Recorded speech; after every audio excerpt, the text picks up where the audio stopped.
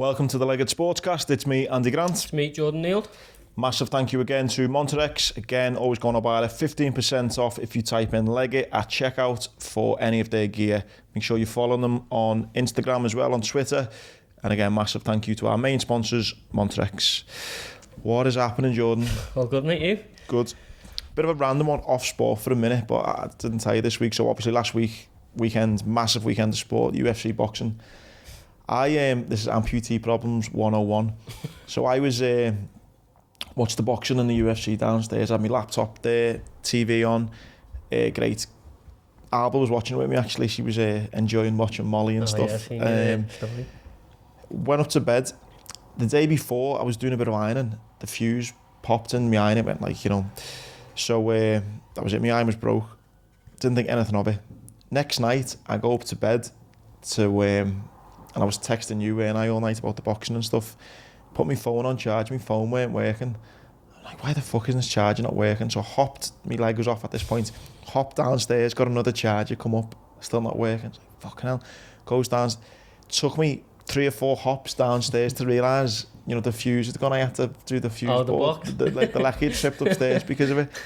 Like Darren Till's about to fight, I'm hopping up and downstairs in one leg, thinking, fuck, I need some charging, my laptop and my phone. But I was like, that was how I spent part of my Saturday night. Good job you were on the AL3. I know. I seen you had a cheeky one or two. Yeah, I think I had 5 bottles I had in the end. Stayed stung. Did you? Don't know how.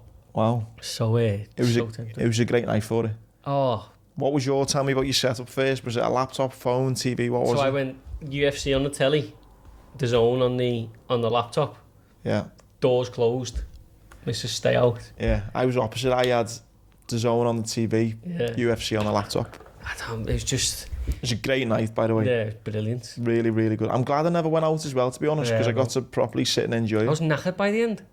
You were like watching, emotionally invested in loads. I was texting you about 5. For some reason, I thought it was going to be on at 6. I was like, what time's it on? You were like, 8:30 should be on. I was like, fuck, it's like 5:30. I'm like ready to go. Sat in the car. But there was there's so many fights, weren't there? Yeah. Some of the sort of the ones that went under the radar, like we spoke about Jack Shaw, even Tom Aspinall, really, they exploded a little bit. Yeah. Obviously, Paddy done what he done, Molly won. Only Darren, really, that didn't get what he needed, but a sick day. Wishing that all the time. We were talking about it, like imagine living in Vegas. Everything's just prime time. I'd be dead in a couple of years. I could not do that. No From the pool parties to the gambling to the fighting. Anything here would be, anything that's on at UK time would be like 12 midday in Vegas, and then anything that's sort of in the early hours in the UK, you're at prime time in Vegas. You just be like a fucking Saturday pig in shit, unbelievable, mate. But yeah, it was brilliant. I mean, let's start with the UFC then. So yeah, the Welsh kid, Jack Shaw, mate, he just looks like the most unassuming serial killer. No, doesn't he? He really does. Like all his media and that, he's like, can't believe how nice this guy is. Yeah. Do you know what I mean? Everyone's like, speaks so softly. Endearing, yeah. And you know he's got a gig with BBC 5 Live where he does all the punditry when he's not fighting with Nick Pete and them lads. But he's so well balanced as a lad, and then equally as well balanced as a fighter. The story you told me how we got into it. Yeah, a few people commented on your comments saying that he's been doing jiu-jitsu since he was half an hour old or something. Yeah, so he went to, I think it was Brazilian jiu-jitsu or one of the declarations of jiu-jitsu when he was like 6, and then his dad seen like an adult class and was like, oh, I'll have a go. And since they've developed like their own school, so his dad's obviously his head coach, but he's got a really successful Brazilian jiu-jitsu school now as well. But it's not even that, like... Loads of dads listening to this sportscast going, you know what? Yeah, you're going to jiu-jitsu. And so am I. Yeah. But he's unbelievable on the floor, but his hands are just as good. You know, he's just he was just picking him off, wasn't he? It was, yeah. And he had a torn bicep. That lad did come in at late notice, didn't he? That's the only thing. But he fought on the Contender Series, and I think he was on the Ukrainian wrestling team, so he had decent credentials. And to be fair, he probably, although he was outclassed, he gave a good account of himself. I'm sure it won't be the last time he fights, but yeah, he's just... It's like watching him being like, wow, innit? Like, how are you so composed when someone's trying to take your head off? I mean, like you say, since doing the sportscast, you have become more and more invested into the UFC, but even as a fan still, who, you know, a lot less knowledge than you you watch that, and I was like, wow, this kid's fucking good. Like, and at the end, he's like, yeah, you know, I want to unranked now, but you know, 14 or 15, it's not, you know, we're going to come on to Paddy, but where it's like, I'm like, I want this and this and that. He's just like, yeah, he's sort of very measured, wasn't he? He knows sort of where he's going, and he's in no rush to get there, similar to Tom Aspinall. But he had very similar comments, didn't he? Saying, look, just give me the next one above. If I'm ranked, you know, 15, give me 14. He's a killer, Tom Aspinall. So scary. fast. Scary how there's a difference, isn't there, for me anyway. I think you talk about him, what's the Welsh kid's name again, sorry? Jack Shaw. You talk about Jack Shaw, you know, obviously super talented, super killer attributes. But no, this isn't meant in a you know, disrespectful way, but I think he's like kind of maybe my size, a bit smaller. You think, wow, that Aspinall, I think fucking killer, and he's a fucking beast. Like, he's massive. Huge. Do you know what I mean? There just seems to be something a bit scarier about him. But he moves like his arse size. He's so agile. The finish, he sort of sold him like a knee, and then he looked down and his elbow straight on the foot. Big elbow swinging towards your face. But like the boss thing where he's like crying when he wins the 50 grand bonus and stuff. Like, he's just, again, and he's just such a nice fella. Comes across as such a nice fella. Yeah. But you just want to be his mate, yeah. But then you think, you just like to hope, wouldn't you, that if you were mates with him and you had a beer together, you'd like to hope that he wasn't one of those knobhead mates who become a bit leery when you're pissed. Smash the booze up, wouldn't he? Jesus Christ. You know, if like, I don't know, like, you know, thankfully you're not, like, but, you know, imagine if you're on the piss and it was like, oh, he's a bit of a knobhead when he's pissed, but, you know, George, come on. Imagine if you were like that. There's no getting you back. Please, mate, I don't want to, you know. He's another one with a crazy story. He's been doing jiu-jitsu since he was a kid, but he turned pro boxer at one point. Fury's had him in all his camps as a boxer because of his size and obviously his ability. But yeah, he can do it all. He can knock you out. He can choke you out. He can. It just sort. I mean, the test for him is now someone who can take him to, you know, the second and third, and then you know, on and see what he's made of a bit. See if he tires or whatever. But who's going? I just don't see. I think DC and Bisping were saying the same thing. Who's going to get him there? Do you know what I mean? You're going to have to be good to get to, like, you know, avoid him for. And he doesn't want to move too fast, but when you've got ability like that, it sort of becomes inevitable, doesn't it? Yeah. Like, I mean, I'm sure the powers that be in the UFC are going to be like, how far up the card can we get this fella? Do you know what I mean? God, if I had £1 for every time, you know, in the build-up he was getting mentioned as a future champ, God, that'd be loaded, because I think everyone can see it, can't they? I think there's something, I think we got everything this weekend, obviously, with Paddy and then Molly, but then there's something, I don't know, there's something a bit sort of magical about someone who's so fucking good, but so reserved. Do you know what I mean? It also makes them a bit more scary. Yeah. Because you're like, why are you so calm? Yeah, no, that's a great point. Don't get me wrong, like you say, we're going to mention Paddy. I love the brashness and the cockiness and of the Conor McGregor type Paddy thing. But I agree, I also love someone who's just so confident in their ability and just so humble and so quiet and goes about the business. And that's all it is for them, innit? Just business. Like, just going in there to do a job and then I'll come out. And you know, he was crying with his dad when he got the 50 grand bonus, but he'd be getting a few more of them. I've seen some people having a bit of a negative take on it, going, you know, it just shows you like that, what it means, the 50 grand, they're not getting paid enough anyway. You can say, I mean, I don't think UFC fighter pay is ever going to be, nobody's going to ever be happy with it because it's constantly compared to boxing. But it's only 25 years old. The UFC, do you know what I mean? It's a young, and yes, the money is being generated, and I'm sure there's more money that the fighters could earn, especially through sponsorships on the shorts and all that stuff, and I do get that, but you can't compare it to another combat sport that's been, you know, going for hundreds of years. Just, you know, in boxing, do they get like 3 fight deals? Do they, like they do in the UFC? Yeah, they do get that, but it's not as stringent, to my understanding. Like, I think the UFC, you know, you get a contract and your money's pretty much told to you, then you get your bonuses and whatnot. In boxing, it's more, well, like, for example, the zone want to buy this, so the pay-per-view will get a share of that pay-per-view, and I think you do get that in the UFC, but just on a lower scale. But I think with boxing, you look at when the shorts, that's probably at the top level. There's, you know, multiple grands worth of sponsorship on your shorts there that you're getting on top of your wages. You know what I mean? You can't do that in the UFC because you wear their brand and stuff. You know what fascinates me and baffles me at the same time is that sponsorship.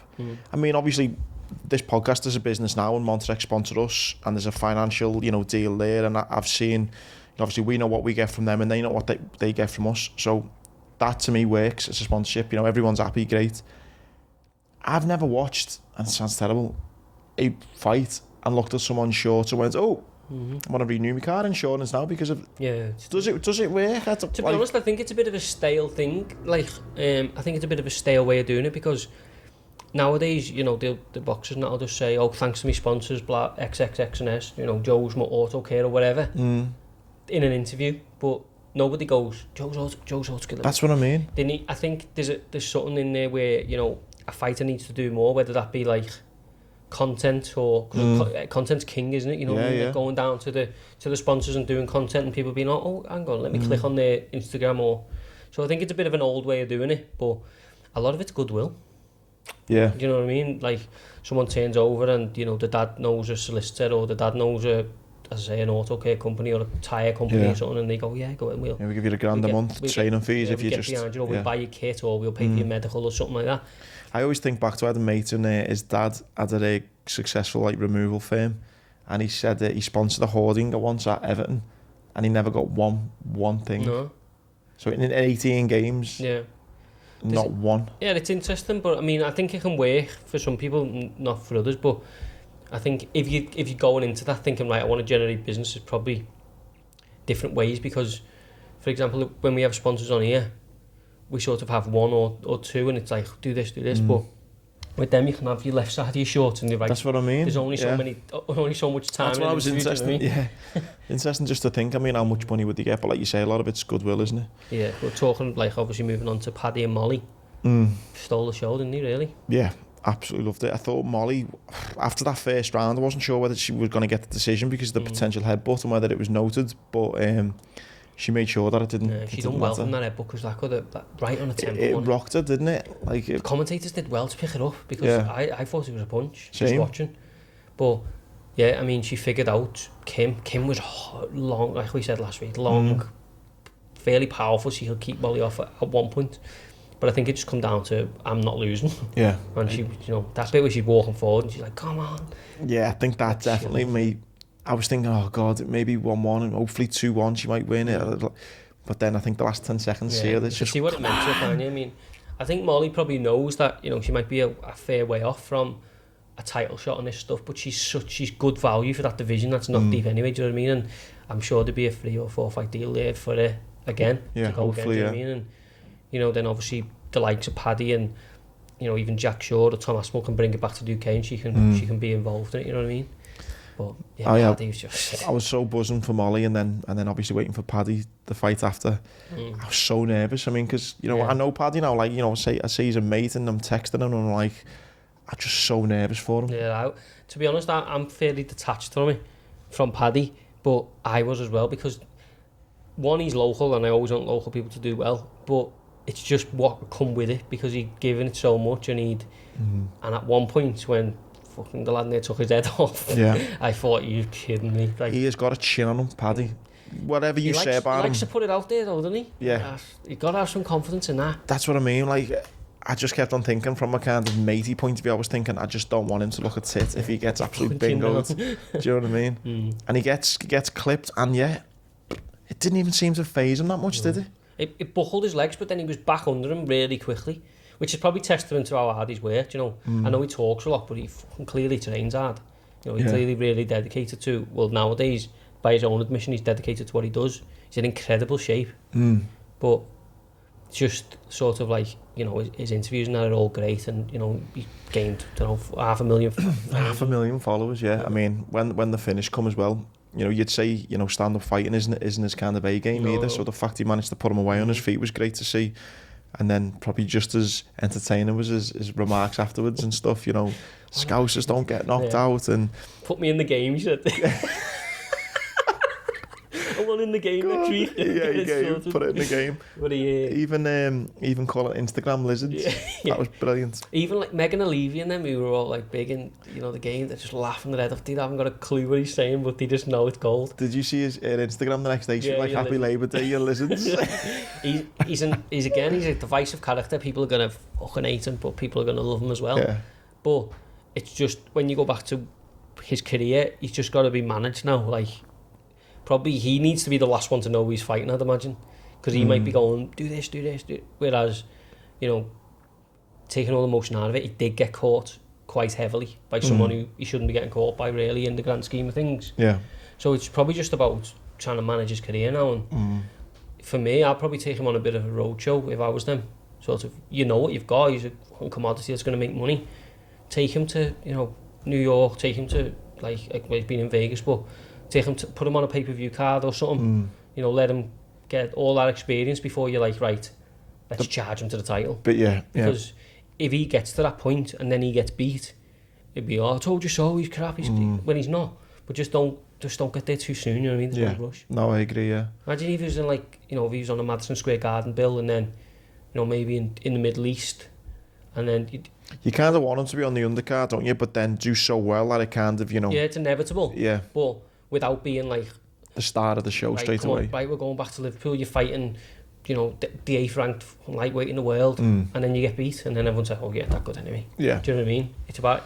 I know it's a business, but there's no rush with him. Everyone knows what he is. Everyone... Well, a lot of people love him. The media that love him, just take your time with it.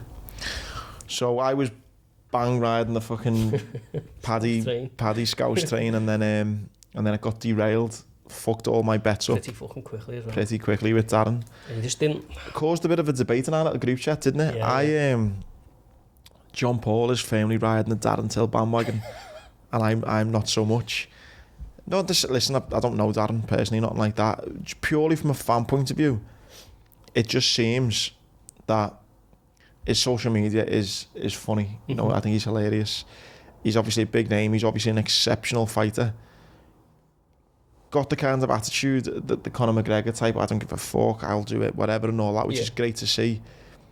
But when you just look at the cold hard facts that he's lost 4 out of his last 5 fights, and yeah, I know they have been against decent opponents, it just to me loses that kind of, wow, it's Darren Till, it's this, and you know, and obviously John Paul was come back saying, no lad, you can't judge him on that, he's 4 killers, he's unbelievable, and I'm not saying he hasn't, and I'm not saying he's not a good fighter, but he's there to win, and he's not winning. Yeah.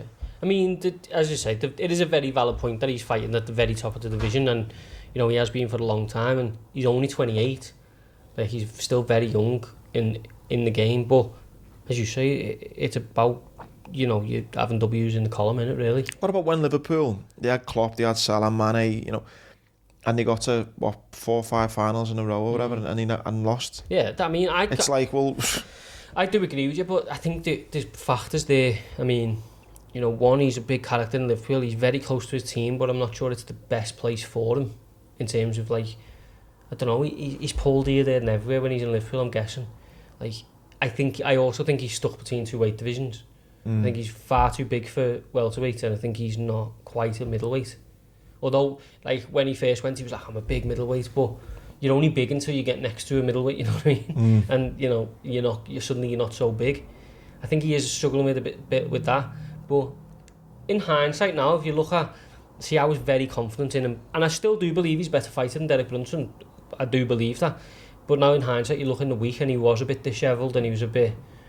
It was only really his media day where he showed any fucking get up and go, do you know what I mean? Even the time I seen him smiling and looking enthusiastic was when he was speaking Portuguese. Yeah, and then sort of when he's walking into the ring, he's a bit laboured and stuff like that. But yeah, I mean, it's a big rebuilding job now, and he's the sort of character that where you just don't know what's going to happen now. Where his head might be. Yeah. And I mean, he's still got all the time in the world to go and win. The UFC's beauty of it is it doesn't really... If you're a boxer now, everyone would be saying you're a journeyman, but you know, he's still got time to redeem himself, but he just might get thrown into something now that he wouldn't have been. So, you know, he might have to come in as like a late replacement, or, you know, somewhere stuck down on a card. He won't be the headliner, because the UFC come back to the UK, it's going to be Tom Aspinall, or it's going to be Jack Short, or maybe not Paddy yet, but it's or Leon Edwards. It's not going to be Darren Till. That's the only thing. I don't want to feel like I'm knocking Darren here. What I mean is, when I'm saying is you look at Leon Edwards and you look at Darren, I'd say like Leon deserves a title shot far more than Darren. Yeah, all that was getting spoken about was if Darren wins this, he's getting a title shot. It's because Leon doesn't play the game. But that's what I mean. That's what frustrates me. And me as well. But you know, it's a fucking fact. You've got like what Dana thinks is right. Let me put Leon Edwards in against Kamaru Usman or whoever. They don't think, is that a good fight on the night? They think, right, commercial. Who's making the most money for me? What's this press conference going to be like? What's the build-up going to be like? Because at the end of the day, if they get to a press conference and it's like, yeah, I'm just here to win the belt, you know, this is my destiny, blah, blah, blah. And then he says the same thing. Fuck, I'm paying 20 quid for that. Yeah. Do you know what I mean? Yeah. That's the way it is. And although I would pay 20 quid for it, fucking the people next door or, you know, your mates will go, I'm going out, mate, I'll catch you tomorrow. Yeah. No, I understand it, yeah. I hope he comes back. I hope he comes back good. Like you say, it's going to be an interesting rebuilding phase for him. Yeah, roller coaster of emotions, like, and then obviously going into Josh Warrington, thinking, right, big, sort of him and Lara to go at it, and then gets done on a cut. That was a massive anticlimax, that. It was bad, wasn't it? Fucking 6 minutes and done. I'm not... There was so much debate on Twitter. Yeah. I saw my good friend Paul Cheetham from Sedulo. He's sponsored. He's trained at Warrington. He's got like big affiliations to Leeds and that. I've seen it. And he was like backing Warrington's corner. I didn't say it to him online, but I was like, mate, what? Some of the comments, Warrington's dad, he's a fucking knob. He's a clown, isn't he? How can you say Lara wanted out? Like, if you just break it down, he absolutely obliterated Josh Warrington. Then he accepted coming to Leeds. Didn't look the fucking slightest bit phased when people are throwing beers at him. He's laughing and stuff. Gets in the ring, Warrington wins round 1. Lara, for me, wins round 2. And then he gets headbutted. And going, oh, I think he wants it out. Did you see the cut? It was from there to there. It was a nasty cut, wasn't it? And he's going, no heart. The fella's about 25 stone. He might be a good trainer, he might know box, but how can you say a 23-year-old Mexican who's already come to the UK and battered your lad, it's got no heart? Yeah, he just sounded like a knob, and like you say, he might be a great trainer, he might be a great guy and all that, but he sounded like a knob. Do you know what it did for me? And I've never been against ones, and watching them, and I said, I hope he batters them again the next time. Within the rules, but I just hope, like, because question anything and say, oh, Josh would have won, no problem, that's obviously what you believe, but the lad's 23 and he's just travelled over to Leeds. He obviously got heart, he's not looking for a way out. I don't know where they got the looking for a way out from as well. Eddie said it as well. Fucking, it was a load of shit. But for me, it's one of them, like, because now when Eddie sits down, when they announce Josh Warrington versus whoever, they go, oh, you know, lad, we tried to get Lara again, but he didn't want it. And it's not true. But do you think they'll try and dodge him now? 100%. 100%. He's too dangerous. I know people are saying, oh, Warrington look better, but for me, I was thinking Lara just looked exactly the same as last time. He'll take a lot of Warrington's shots and then he'll take him out. Yeah. Yeah, no, it was good. But he's got a big future in him. I hope he gets signed by, I don't think Eddie will maybe for his affiliation, but someone, you know, pushes him because he's only a kid. And you know, he's clearly got very heavy hands. Hopefully he gets a bit of a shot. Yeah, no, I was gutted when that came in. I didn't really watch much of the Conor Benn fight. No. I think it must have been around the same time Paddy and Molly were on, maybe. I mean, I've had a tough few weeks on the old betting, but yeah, that was the one that bailed me out on the weekend. You said, didn't you, points? The thing with Ben is everyone's seen that first round knockout and went, oh my God, he's a monster. He is a monster, but just not yet. Do you know what I mean? And I know they were talking about like Porter and all these people at the top of the division. And I was sort of thinking, like, rein it back. And I think that's the best thing for him, because suddenly everyone's had a bit of a slap in the face, bit of reality check. All right, maybe we don't need to go for the world title just now. Let him build. You know what I mean? He's still a novice. What price did you get for your on points? 3-1. 3-1. Bailed me out though, because I obviously went really heavy on Till in the distance, and then I had a couple. I mean, I had Paddy under 2.5, which was great. I had Lara, which obviously got voided. And then obviously Ben. 3-1's a great price as well. And you said as well with COVID as well, you didn't really know what he was going to be like. And yeah, but I think it's one hindsight, of them, like, it was a great show. A lot of the bookies will look at Ben Granados and they'll read a few headlines and go, fuck, it's going to knock him out. That's the golden bit for you. But yeah, great. But and this weekend's boxing as well, it's a bit of a farce considering what we've just spent 20 minutes talking about how great it was last weekend. Yeah, so we had a few cards that have been called off because of a few injuries. There's still a decent one in Barcelona, but only a hardcore card. One of the British fighters, Dalton Smith, who I think is a future world champion, he's going to Austria as well in a bit of an experience fight for a title. So I don't know whether that's actually on TV. It might be on DARREN actually on Friday night, but you know, not on that. It's going to be sort of audience friendly or something you can bet on or nothing like that. But then yeah, over in let me check where this fucking farce of a card is. John O'Carroll, I think that's a mad one. So he's on the undercard. So Florida Athletic Commission. The card is David A versus Joe Fournier, who are both mates. We spoke about this, wankers. Anderson Silva, who's a MMA, wasn't he? UFC. About 46, fighting Tito Ortiz, who is also a UFC fighter who's very old, and Evander Holyfield versus Vitor Belfort. Talk to me about Evander. What the fuck? So they've now, Florida Athletic Commission have given him a professional licence. So this is a professional fighter. It'll be on his record. The man's 49 years old, I believe. Could be older. Nah, he's older, I think, isn't he? Maybe 59, actually. I think was it not 59, I'm sure? Yeah, whatever. Yeah, he's definitely a 49, what am I getting? But yeah. How old is he? He's old anyway, isn't he? I'm sure he's older than me, our fella. So he's 58. 58? Yeah. So, and Adam Catterall, who does the other podcast with Nick, what we always talk about, he put up something today saying when Evander Holyfield had his last loss, they took his licence away because they felt his skills had diminished to a point where he was no longer able to defend himself. And this was, a decade ago. Now he is bordering on 60 years old and has got a professional licence. He's been taking some serious CBD to fucking regenerate his body, hasn't he? But he did a pad workout yesterday and it was the saddest thing I've ever seen. Just like, barely can punch, like... Listen, what do you expect? He's nearly 60. It just brings up a larger debate, doesn't it, about fucking boxing in general. It's fucked. Well, the way we always moan about these YouTubers, I think I saw you tweet something, it's the least of the worries and problems with the stuff getting given box licenses to 60-year-old men for drug cheats, for the, all of this going on, YouTubers making money from it is the least of its worries. The fact you can, get rejected and then just go to Florida 2 hours away and go, can I have one? And you go ahead, mate. That's sad, isn't it? Because he's desperate. What happens if something, touch wood, but what happens if something bad happens? No one's liable. Because they fucking... That's the scary thing. And, Ian could well be suffering with, stuff. I'm not saying he is, but he could well be suffering with things like CTE and, where he's not thinking straight. And he thinks he's still got it. And you're letting him believe that because you want some dough.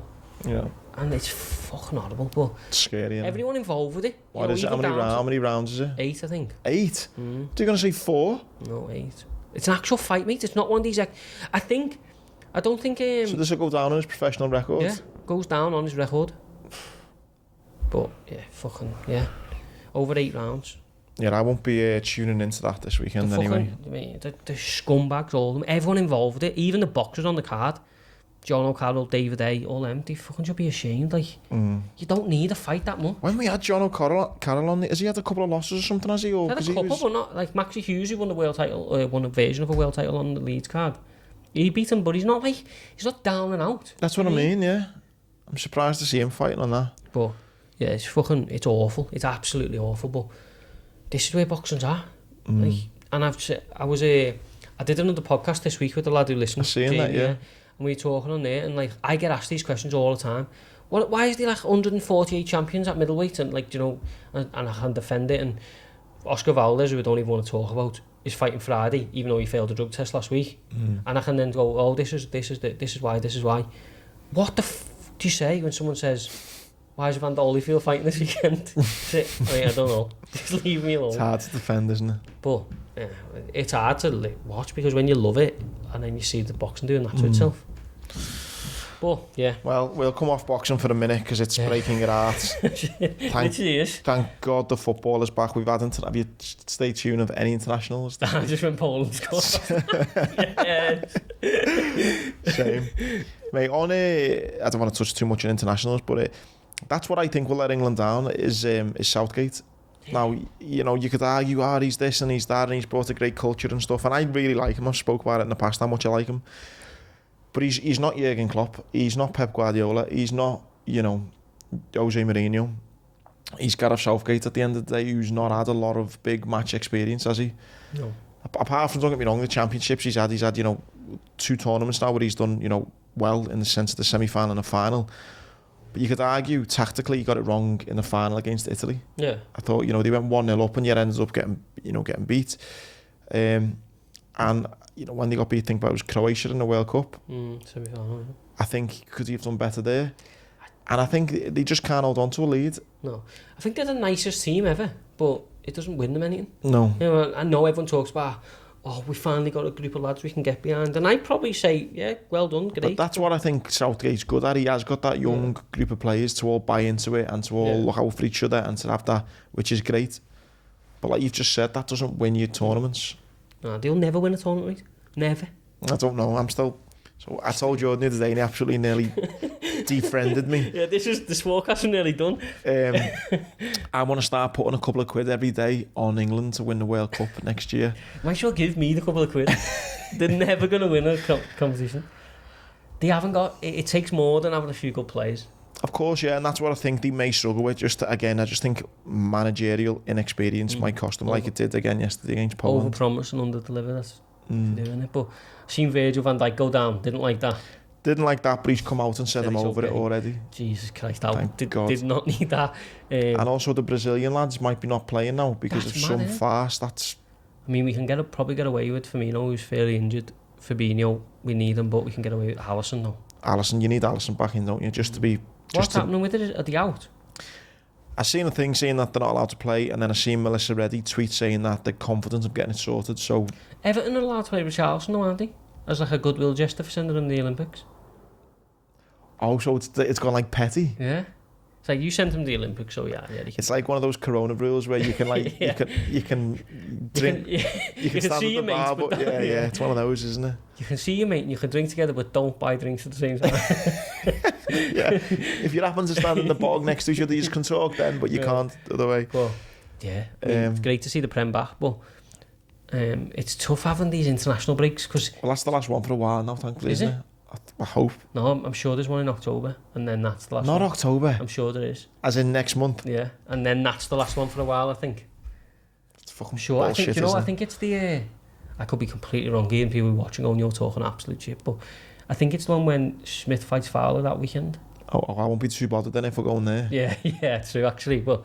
Yeah, good to see it. Good to see it back, and obviously Ronaldo making his debut. You know what? I was speaking to my dad about this. Obviously, it's United and it's Ronaldo, but listen, I'm a football fan and I love seeing good players. And whether you say he's past it or not, it's still Cristiano Ronaldo at the end of the day, and I am excited to see him back. It's amazing. That's the 3 o'clock kickoff. It's on TV, isn't he? Well, that's what my dad said. He was like, "I'm going to have to watch United," and I went, "That's 3 o'clock." And I'm at the races anyway, Manchester races this weekend, which I cannot wait for. But yeah, no, I'm excited to see him back. Did you see his shirt sales? He's overtook. And it made me just think of you again, the ego. Yeah. He's beat Messi. He'll love that. He's beat Messi at PSG for shirt sales. I mean, what a boost to the ego that is. Yeah, he'd be loving it. See him like when he went into training, all the players like looking at him like he's a god and all that. The funny thing is, though, a lot of those players will have looked at him like a god over these last 10 years because they've got quite a young squad. United, look at the likes of Sancho and Greenwood, Rashford. They've been looking at him thinking, "What? I'd love to be like him." And now they're sitting next to him. He was like a rogue player, just snail him in the first session, ruin everything. Someone who's on the periphery, like not getting a game. Yeah. Well, Fred plays, doesn't he? But I was going to say something. It's going to be interesting to see the dynamic between him and Fernandes, both Portuguese. Fernandes has been the main man. Has he been captain, has he? Is he captain? I think a couple of times, but he takes everything, doesn't he? Free kicks. Yeah. Ronaldo's not going to stand there and go on, mate. What is going to happen? I'm fascinated. Taking everything. Do you reckon? Everything, mate. You think Ronaldo's going to be on a pitch and let Bruno take a penalty? But Bruno's done everything this last season and a half. I've been doing everything for 10 years. Back to the queue. It's going to be interesting. Mate, I don't think it's going to be as smooth as it looks. Oh, no, I don't either. Because you've also got massive egos with Pogba. And like Sancho, even the likes of Sancho, like it is sort of big money move now. I've suddenly forgot about, isn't it? He's not played much anyway, but I'm loving the negatives you're drawing on, but on the off chance that you're wrong, it could be horrible. Yeah, it could be a horrible heavy season with the. I said at the start of the season, Sancho, Greenwood, and Rashford could potentially be like the new kind of Bobby, Mane, and Salah. They've just threw in Ronaldo with that now. Wonder where he'll play, whether he'll be an actual number 9. Or whether he'll play off the wing or a bit deeper, do you know what I mean? Because I just can't see how Ole Gunnar Solskjaer's going to say to him, like, or do this or do that. I just don't see that, do you know what I mean? I'm Cristiano, lad, you fucking do what I say. You walk in, right lads, the scene today is Ole, sit down. Yeah. I don't know, there's a lot of egos going on now, but, good luck. What am I saying? Not good luck to them, but, I do want to see him back, and I'm excited to see him play, but yeah, I hope it goes half wrong sometimes. against us especially. Agree. We had some good games. We're away at Leeds, aren't we? That's going to be a tricky one. Yeah, I'm looking forward to that. Hopefully, like say, we'll have Alisson back, and good little trip to Leeds. Are you? It's obviously with on all a Sunday, isn't it? 4 o'clock. So what's the script now with fans? Is it like full away allocation as well? Because Leeds is an away game that I would have loved to have went to. Yeah, I think so. Yeah, exactly back to the way it was. Because it'll be rocking. Obviously, I've only been to Anfield twice this season, but they seem to have been full with away fans. So yeah. Yeah, I think Leeds is one of them stadiums like that you'd love to go to in your Prem game. Yeah. Obviously, it's a bit of a Sunday afternoon, so it's tough. But I'll just be on the ale, I think, Sunday afternoon. Yeah, I'm You're off the ale for a couple of weeks. I will be. I'll have a pint for you, mate, on the Sunday. Send me a picture, please. I will. But yeah, and obviously on Sunday, good old dragon symbol goes again. You said, yeah. In Ireland. I've not backed him yet. No. I'll probably have a couple of quid on him now, but yeah. This has got to be his second favourite, 7-2. Again, he's beat a couple of these. But who's the favourite in the race? I can't remember the name of the horse, but yeah, no, I was so invested last time because I've been backing him for so long, anti-post. I'm not going to do that to myself again until it's something I can really get on board with. Yeah. But no, best of luck to the dragon. Yeah. We'll have to have a little bet on it. Yeah. Because it is the dragon. 180 grand to the winner. You should just fucking give that to us. Fucking the money we've lost on him. 60 grand to second. Is dragon taking 60 grand home. But yeah, Sunday, so that could be a bit of a decent day. Liverpool dragon double. Oof. That's the shout. That's it. That is the shout. And then to be an argument in the United game. Yeah. Imagine the numbers on that United game viewing figures all across the world. It's going to be crazy, isn't it? Yeah, I can't believe they've left it at 3 o'clock though. I think them being sports in the Middle East and all that, I think they have the rights to do every game, don't they? I think over there you can't see the 3 o'clocks and that, yeah. So there's that on. But yeah, that's a nice little double. That is a decent double.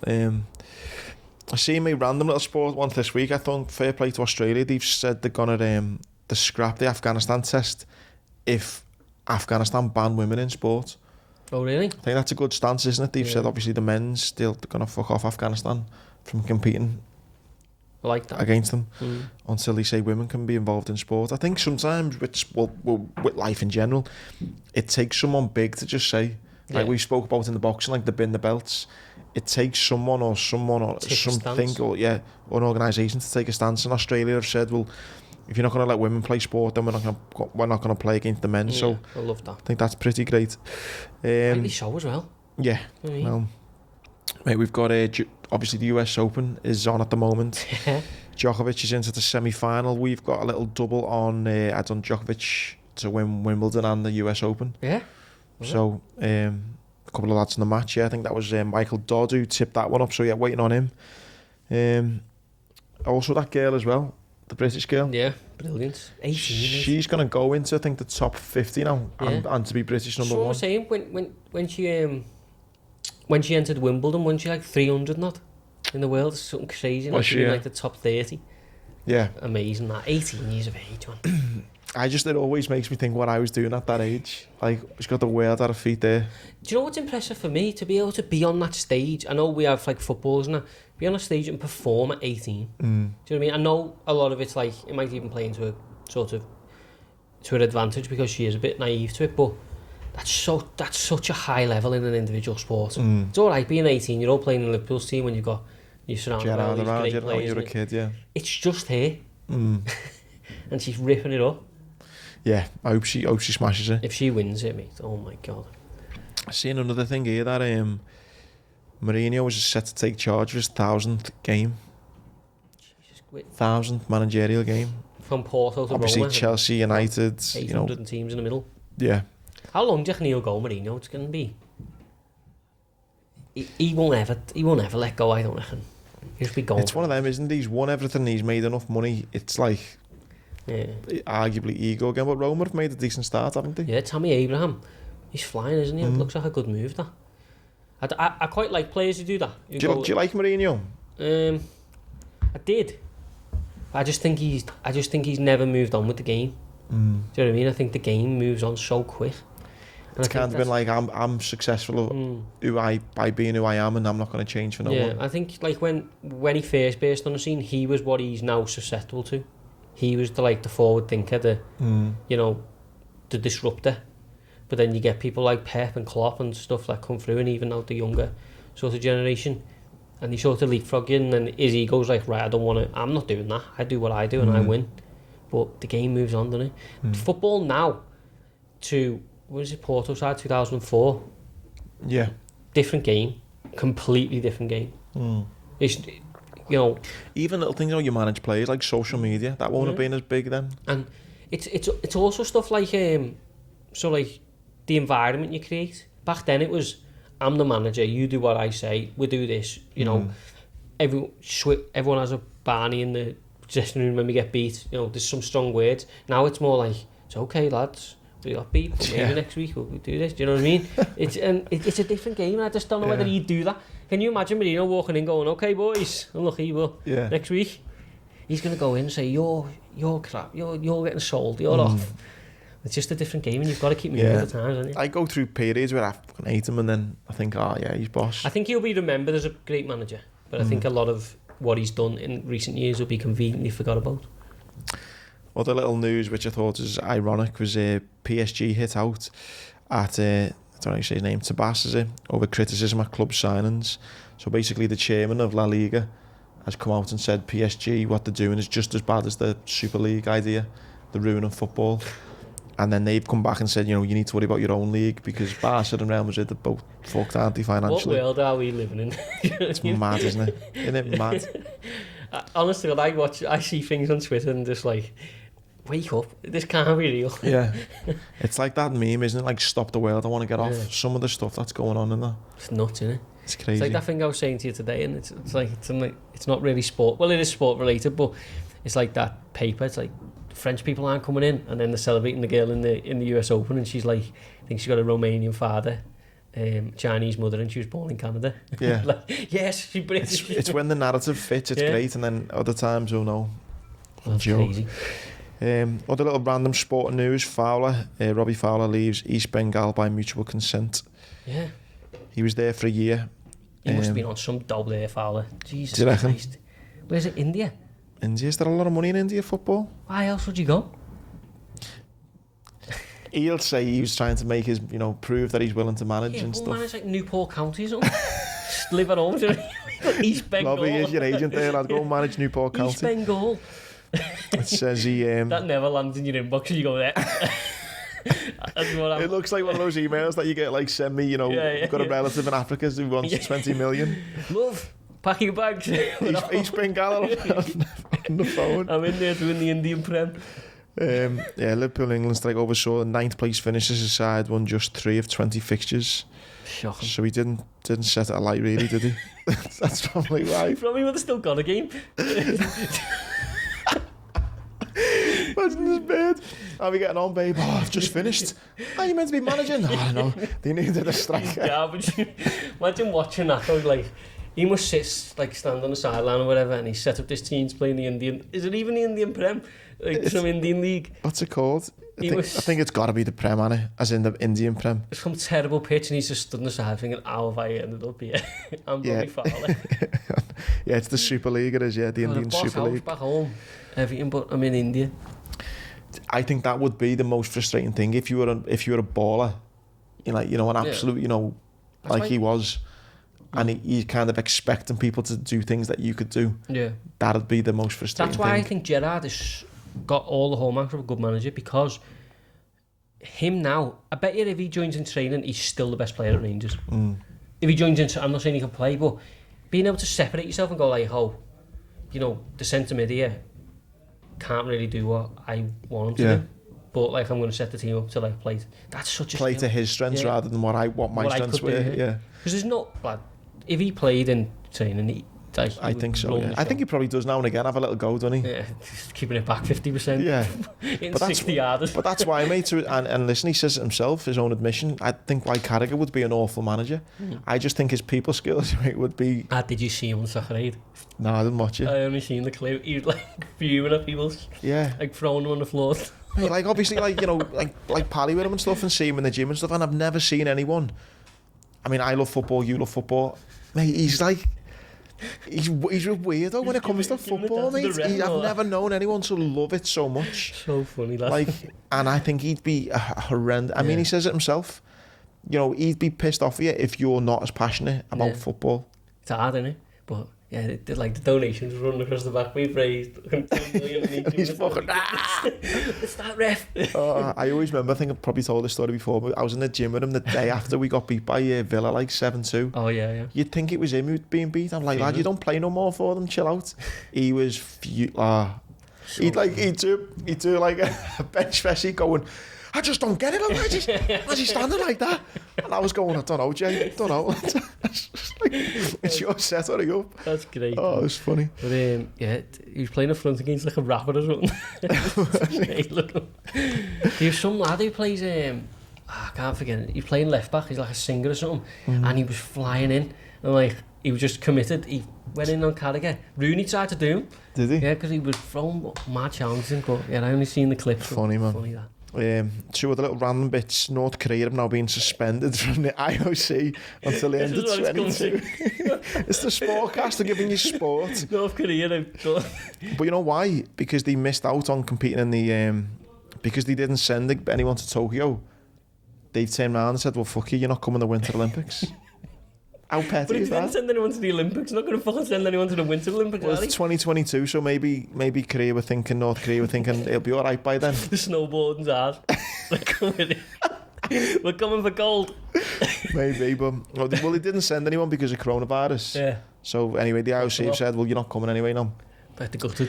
And the last thing which you mentioned, which I'm going to bring it back to you, is you didn't think it was going to be a handball thing for Chelsea last week. Well, they've just been fined 25 grand by the FA for protesting too much. So you probably would have been fined a few quid if you were there, lad. So. Yeah, the goalie, to be honest, the refs are being great, like, in the Prem, I think, so far. And I think that's the one talking point that's happened, hasn't it, really? Yeah. Handball, but... The FA seems to be backing them up if they just fined Chelsea 25 grand as well. I mean, probably right, but just, as I said, it's where the games are, isn't it? But... yeah, I hope that continues, the sort of, the sort of letting things go and stuff. I mean, no, that's a bit different, but there's been some great tackles and stuff. And it's a dying art, we need to keep it. Yeah, just not your wrestling, which you were referring to the other week. I love it, mate. I'm a big Burnley fan now. I love it. You got that lad in the middle, Brownhill, nails everyone. Ashley Barnes just throwing the head in. What a club. I prefer mine, mate. I prefer Klopp and our football that we're playing. We might not be like this forever. One day you'll be cheating on. I don't want to talk about. Dogs of war in the middle. I don't want to talk about any days that don't involve Klopp managing Liverpool. Well, it's coming now. It's coming. Anything else you want to touch upon? No, just there's a really good fight on Friday. I didn't want to touch on the Friday card because it's Oscar Valdez at the top and he failed a drug test. He's part of Canelo's team. They're all cheating, and he failed one, and he's still being allowed to fight this week, which is. It's a farce, isn't it? But there's a fight on the undercard. Junto Nakatani and Angel Acosta at flyweight. It's a hell of a fight. It's on Friday night. It's on Sky Sports actually now. It's a great fight, and I think there's a bet on there as well. Flyweights don't get many knockouts, but Nakatani can really punch, and he's 13-8 to win in rounds 7-12, and I'm gonna have a go with that. So that's why I bring it up. But yeah, 13-8. I think it's a decent bet, and yeah, watch the main event with Valdez if you want. But it's a fucking farce, and more evidence that Canelo is a cheat. Yeah. Like, it's one of them, they're all fucking cheating, and you're like, oh no, it's not, I'm still not cheating. Yeah. So Eddie Reynoso has got Oscar Valdez and Canelo. They've both now failed. And like, he's down as this, like, the best trainer in the world and all that. Best pharmacist. Yeah. Mate, it'd be interesting to know then Eddie Hearn's stance on it, because he's like took Canelo under his wing a bit, hasn't he? I've lost loads of things for Eddie this week. He was like, I want the facts and all that. The facts are right there. The thing he failed for is it's used as a masking agent. Forget the actual, the terminology for it. But it's hard to get in the US. You can't just buy it. It's a prescription. It's not even readily available. And he said, it was in a herbal tea. So basically, it allows you to obviously train for longer. But so it's not a steroid, it's not making you big and stronger, but it's allowing the competitive advantage of, your couple of sessions a day or whatever. You can just keep going. Do you know what I mean? Yeah. And then he used something to try and flush it out of his system. But it's a farce. I know everyone loves Canelo and he's this great fighter and that, but every red flag you could ever need is right there. You know what I mean? There's one gym consistently failing for drugs. But just because Canel's at the head of it, it's also, oh, maybe not. Yeah. But the fact he's even allowed to fight this weekend is embarrassing. And it's a shame when you bring it back home to Liverpool. You know, he's fought two of our greatest, you know, the greatest family boxers. You know, he's fought Liam and Callum. And then he fought Rocky as well, didn't he? And Rocky, sorry, as well, yeah. So he's fought three fighters from Liverpool. You know, potentially cheating. You know, who knows if he was taking drugs at the time then, but it's... 100% he was. I just... sometimes you just have to call a spade, don't you? Do you know what I mean? And that's what it is. Yeah. He is a great boxer and he's got great talent, but the fact he's basically... You cannot knock him out. And the fact, like, there's loads of stuff around it. Just because he's great doesn't mean he should get away with it. Yeah. Or the trainer should get away with it. But, you know... But he will. There's a couple of fighters who spoke out, which is good, and not sort of toed the line. So hopefully, you know, that makes it something. But, yeah, the fact Oscar Valdez is fighting this weekend on Sky Sports and ESPN is just... It's a bad week for boxing. Bad week. Oh, obviously you got... Thankfully the Prem is back. Yeah, Anthony Joshua used to coming up at the end of the... I seen him. By the way, little shout as if he watches it. But Gary Neville, watching that, Gary Neville like Jordan and Andy mentioned me podcast. His overlap that he does is brilliant. I can't wait to see the one he does with Tyson Fury. I see that we call Eddie or something like that. It's funny that one. Great. Yeah, I nearly started following him again after that. Yeah, because I thought, but again, he talks a lot of. Have you seen his one with Frank Warren where he talked about the fight he wants to have and stuff? Like I'm fighting Joshua in October, White in December, thing, and then Chisora in next year or something after the AJ fight. You're not fighting anyone. The fight with Wilder won't even happen. It's the same night as Smith Fowler, isn't it? No, it's only next month then, yeah. So you go Smith Fowler and then straight into that. It won't even happen. It's just a great fighter, being great, had a great win against Wilder, but just talks crap constantly. And he's another one because he's like gets built up as this thing and this big like sort of advocate. Everyone just forgets what he talks, and if you didn't know the character, and you just... He failed the drugs test as well, didn't he? Yeah, years ago. Oh.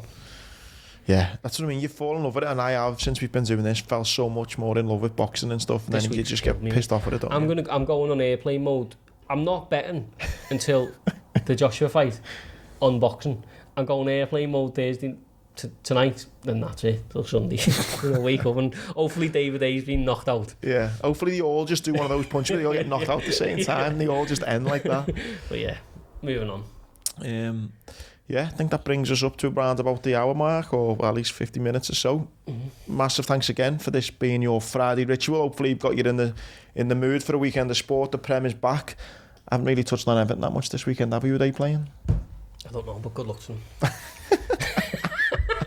Not hard, but good luck. Yeah, listen, the footy is back, thank God. Dragon symbol's running again. Forget about boxing, but life is good. Yeah. George, thanks again. Cheers, massive thanks to Monterex. Again, massive thanks for all the support for the podcast as well. Don't forget, we've got Monday's show coming up as well. It's with Dale Roberts, who is a tour guide in Liverpool. If you love Liverpool, love Scousers and everything the city's built about, make sure you tune into that. And yeah, we'll be back next week for the Sportscast. Nice one.